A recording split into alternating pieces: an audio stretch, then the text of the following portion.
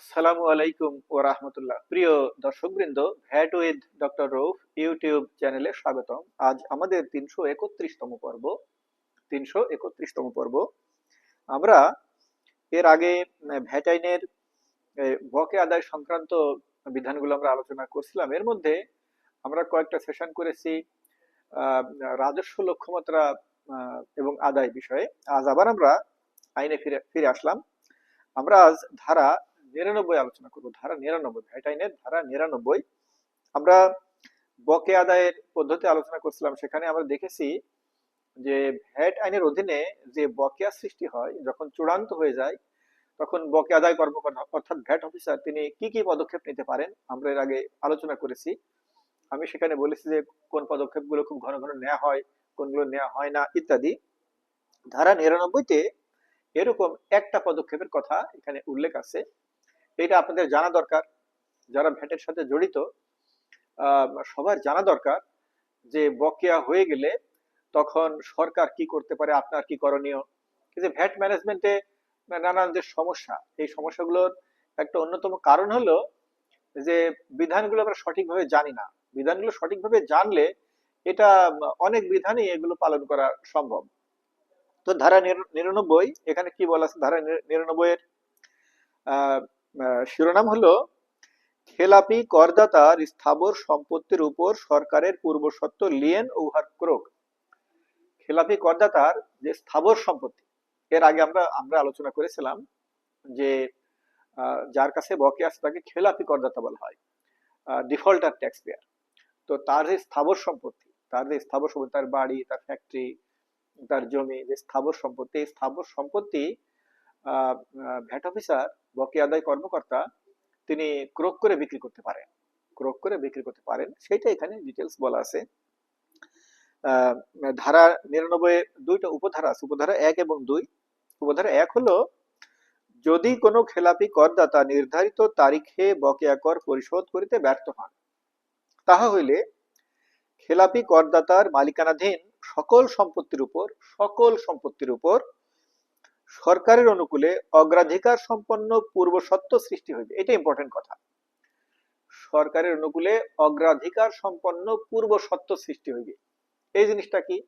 অগ্রাধিকার সম্পন্ন পূর্বশর্ত অর্থাৎ অর্থাৎ এই সম্পত্তিতে অন্য আরো কারো সত্ত্ব থাকতে পারে, ব্যাংকের সত্ত্ব থাকতে পারে, বা কোনো শরিকের সত্ত্ব থাকতে পারে, কিন্তু এই সরকারের ভ্যাট ডিপার্টমেন্টের যে সত্ত্ব সেটা হবে অগ্রাধিকারমূলক। অর্থাৎ অর্থাৎ এই সম্পত্তি বিক্রি করে প্রথমে ভ্যাট পরিশোধ করতে হবে, এরপরে যদি ব্যাংকের কোনো পাওনা থাকে, অন্য কারো কোনো পাওনা থাকে, সেটা দিতে হবে। এটাই ভ্যাট আইনে বলা আছে। যদিও আহ দেউলি আইনে সম্ভবত, আমি নট শিওর, সম্ভবত দেউলি আইনে বলা আছে যে যারা পাওনাদার তাদের সবাইকে পরিশোধ করতে হবে, সম্ভবত প্রপোর্শনেটলি বা এরকম কিছু বলা আছে আর কি। তো যাও আর কি। তো আমাদের ভ্যাট আইনে বলা আছে যে যে সরকারের অগ্রাধিকার সম্পন্ন পূর্বশর্ত সৃষ্টি হইবে এবং সম্পূর্ণ বকেয়া কর পরিশোধ না হওয়া পর্যন্ত উক্ত পূর্বশর্ত বহাল থাকিবে। তো তাহলে আমরা এই বিধানটা বুঝলাম। আমরা বুঝলাম যে ভ্যাটের বকেয়া থাকলে তার সম্পত্তিতে, স্থাবর সম্পত্তিতে সরকারের অগ্রাধিকার সম্পন্ন পূর্বশর্ত সৃষ্টি হবে। এ গেল উপধারা 1-এর বিধান। উপধারা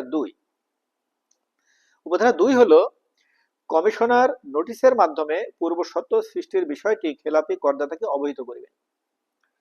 তো কমিশনার তাকে একটা নোটিশ দিবেন, নোটিশ দিয়ে তাকে জানাবেন যে এই আপনার কাছে এই ভ্যাট আইনের অধীনে সরকারের বকেয়া, চূড়ান্ত বকেয়া আছে, বকেয়া পাওনা আছে, আপনি এখনো পরিশোধ করেননি।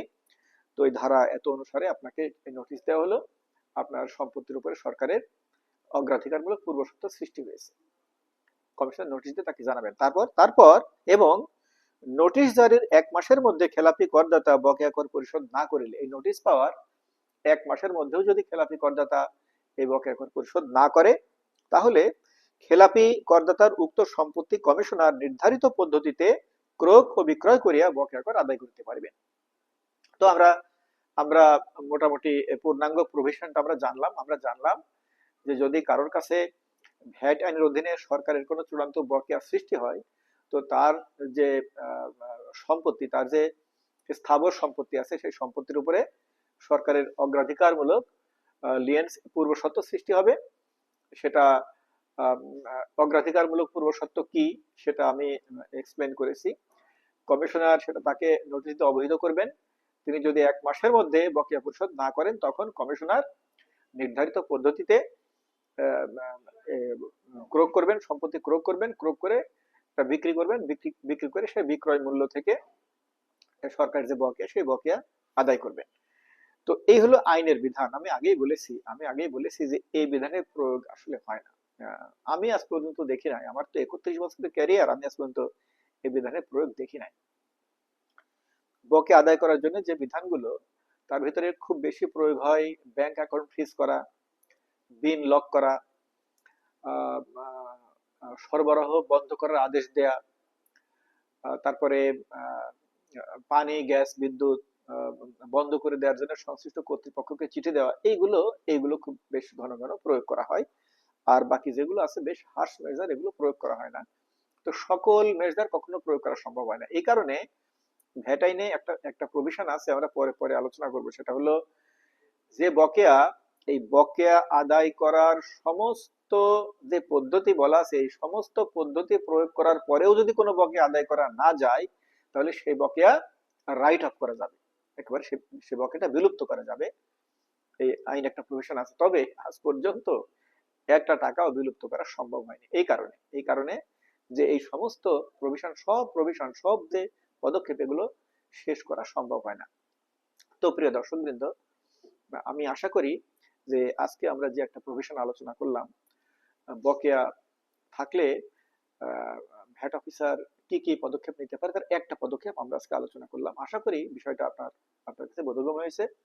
তো প্রিয় দর্শকবৃন্দ, আমরা পরবর্তী সেশনে আমরা আরো বাকি সব মেথড গুলো আমরা আলোচনা করবো। এই অধ্যায়টা বেশ বড়, আরো অনেকগুলো সেশন আমরা নিব। আজকের মতো এখানে শেষ করলাম। অনেক ধন্যবাদ। খুদা হাফেজ। আসসালামু আলাইকুম ওয়া রাহমাতুল্লাহ।